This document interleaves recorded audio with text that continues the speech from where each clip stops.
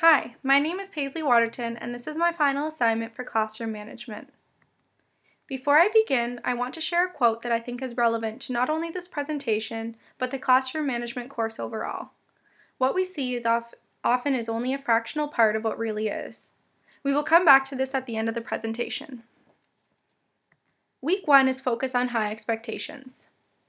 I chose this quote from Rita Pearson's Every Kid Needs a Champion TED Talk because it resonated deeply with me when I first heard it, and I have quoted it multiple times since. There are a few aspects of this quote that stand out to me. Not only does it encompass the reason I wish to pursue teaching, that is to foster those individuals who are not afraid to take risks and think, but it also outlines the type of teacher I want to be for my students. Teachers aren't just there to teach the curriculum. We are there to teach them to be lifelong learners and how to become the best person they can be. I also think connecting with students is so fundamental, especially when our connection with a student, no matter how brief, can be the highlight of their day. A teacher's influence is so deep and therefore should be the best influence possible.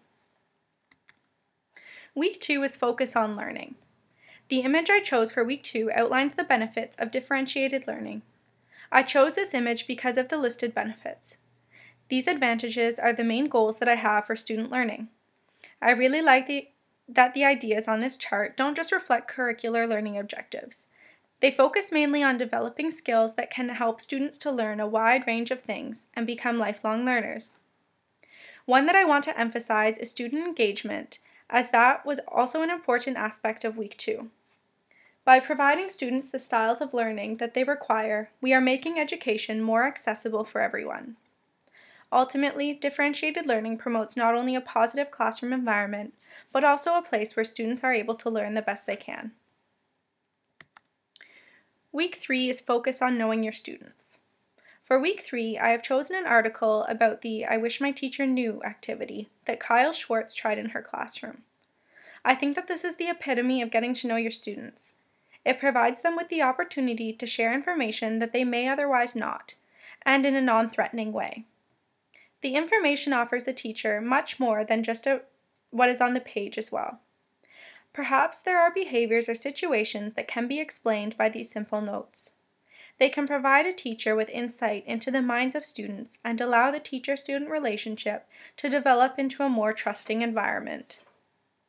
This exercise ultimately helps us help our students to be in the best situation possible for each individual every day when they come to school. Week 4 is focus on not taking behavior personally. An aspect of Week 4 that really reflects what I believe in going into the classroom is learning how to react to behaviors in the classroom. I chose the quote, "When anger rises, think of the consequences." This quote reflects my learning and my beliefs for a few reasons. First, I believe that we should treat others the way we wish others to treat us. I would hope that a teacher would understand that there is more than meets the eye, and getting angry won't fix anything, nor will it help the student-teacher relationship. I expect teachers to treat me with patience, kindness, and respect, and therefore that is the way I want to treat students. The consequences of letting anger get the best of a teacher are countless. Sometimes I think it seems easier to just react and become angry, but I think that's a cop-out. It takes more time and more patience to actually talk to a student and understand where they are coming from and what they really need. But it is the most valuable, not only to the student, but also the teacher. Allowing anger to become a way of dealing with issues that arise in the classroom just perpetuates anger, and eventually, the classroom becomes a very negative, toxic environment. Both students and teachers leave school and take that negativity home with them. If we do not allow for emotions to control our actions, we teach our students to do the same.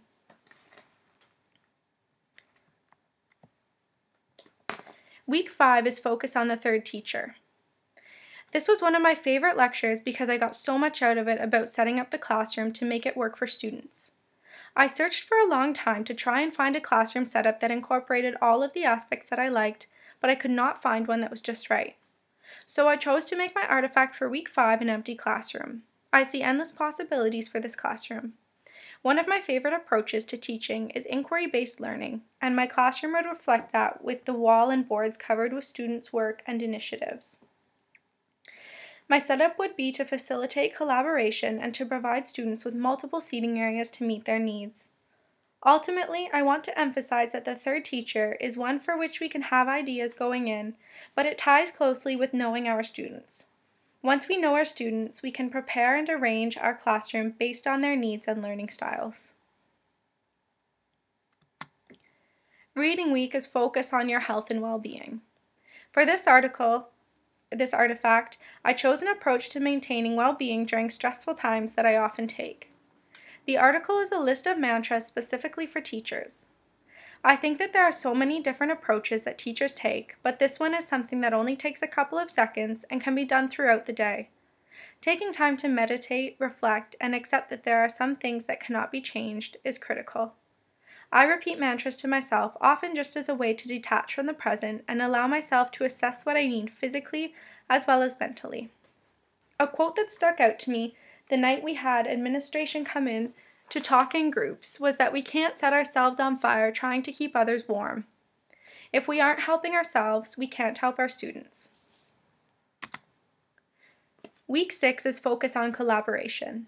For week 6, I reflected on a conversation I had with candidates from the French cohort. Because there are limited resources in French, especially online, I wondered how teachers communicated to share ideas. I was lucky enough to come across this website recently from another teacher candidate. It's called Teachers Pay Teachers. It is full of resources that teachers have shared with other teachers. The reason I chose this site is because I like the idea behind it. It provides teachers with ideas and resources that they may not have otherwise found. Plus, teachers can give feedback and make improvements on lessons that they find on the site. Because it is an online base, there are opportunities for teachers to connect with ideas they may not be as available in their school or region. Ultimately, using online sites that connect teachers with resources and other teachers is a great way to diversify and improve classrooms. Week 7 is focused on leadership. My artifact for week 7 is a quote. It reads, "Leaders don't create followers, they create more leaders." I chose this quote because I think it reflects the goal of teachers in the classroom. I never thought of myself as the kind of person who could take on a leadership role until I looked back at my experience working with children. I realized after week 7 that I have actually been a leader for years, but I didn't see it that way because I never thought leadership would fit my personality.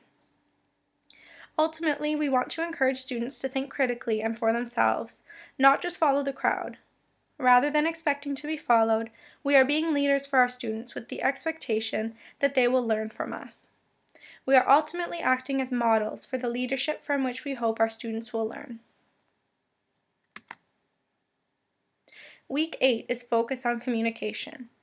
There were so many great examples that we talked about in class regarding ways of communicating with parents. In particular, I really liked sunshine calls. However, efficiency has become so important to our society that I decided to choose an artifact that offers apps to help facilitate parent-teacher communication. This article has compiled 7 free apps that help teachers and parents communicate with each other. Using apps such as those listed is a great and easy way for parents to keep up to date with student progress as well as what is happening in the classroom. Plus, they allow for daily communication that may be difficult to do through email, phone, and planners. My interest was really sparked when we began communicating through the Remind app, and I realized what a difference a small message could make in parent involvement, and it reminds parents that we want to communicate with them about their child. Week 9 is focused on reflection. The artifact I chose for week 9 reflects what I have learned throughout the classroom management course. It is a quote that reads, "Strive for progress, not perfection." I was a perfectionist throughout high school and a large part of my undergrad, and it caused a lot of stress and anxiety. Coming into Aldhouse made me realize that no matter how prepared I am or how perfect I think my planning is, it's never going to be perfect. I want students to understand this as well. It's okay to make mistakes.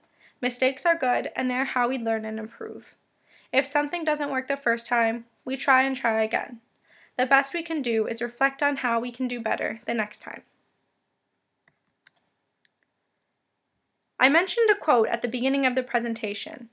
What we see often is only a fractional part of what really is. All things considered, I think we have to keep this in mind going into a classroom.